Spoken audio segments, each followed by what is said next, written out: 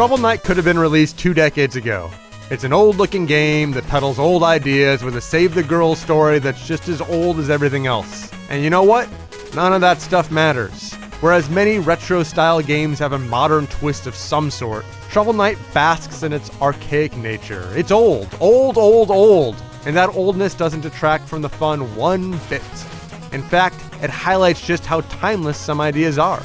Shovel Knight is old, dusty, and really entertaining. Shovel Knight is a straightforward platformer that demands precision and determination. Winding away through dangerous locales with your shovel at the ready, you vanquish baddies while collecting all the treasure within. Secrets beckon you to explore every surface, bosses taunt you with their pattern-based attacks, special items imbue you with magical powers, and platforms cruelly vanish beneath your feet. If you cut your teeth on games during the NES era, there are tons of references to keep you smiling. The bosses resemble those from Mega Man, using knights as a stand-in for robot masters. Visiting a town brings back strong memories from Zelda 2: The Adventure of Link.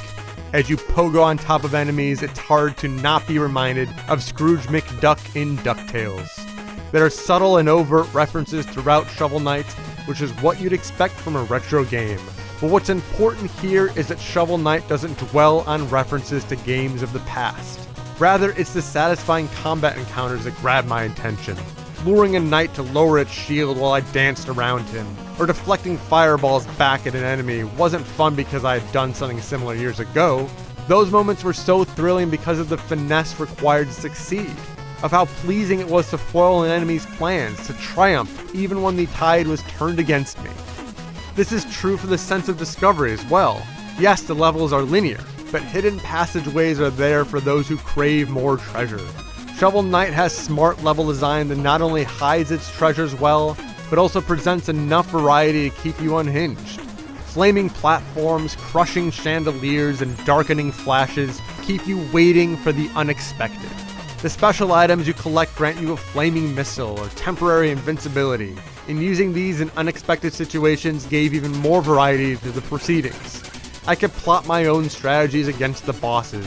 Maybe I toss a couple deadly spears or jump repeatedly on its head. The game gave me tools so I could be creative. But there's the hiccup.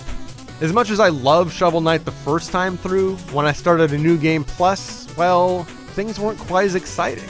So much of Shovel Knight was built on surprises, on where items were hidden and what enemies I would face. When I revisited stages, that appeal faded away, so it struggled to hold my attention. Now, it's not a bad thing that a game was only ridiculously fun one time through, but the best games out there, the ones that inspired Shovel Knight, I could play those over and over again. Shovel Knight lost its luster once its surprises vanished. This is partly because of, well, the game's not that hard. The checkpoints are so forgiving that dying never felt like much of a punishment. And though I loved concocting new ways to kill bosses the first time through, the creative potential is a little lacking. So while I was enamored the first time through, I was going through the motions when I returned. So Shovel Knight would have been loved no matter what era it came out in. Its inherent charms are timeless, but it's not a classic. Instead, it's an amazing reminder that great game design ages but never dies, that simple mechanics can still be immensely satisfying. But it's not a game I need to return to.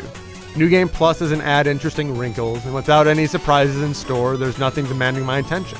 Shovel Knight is a great recreation of what I grew up with, but doesn't have the longevity or inventiveness to be great in its own right.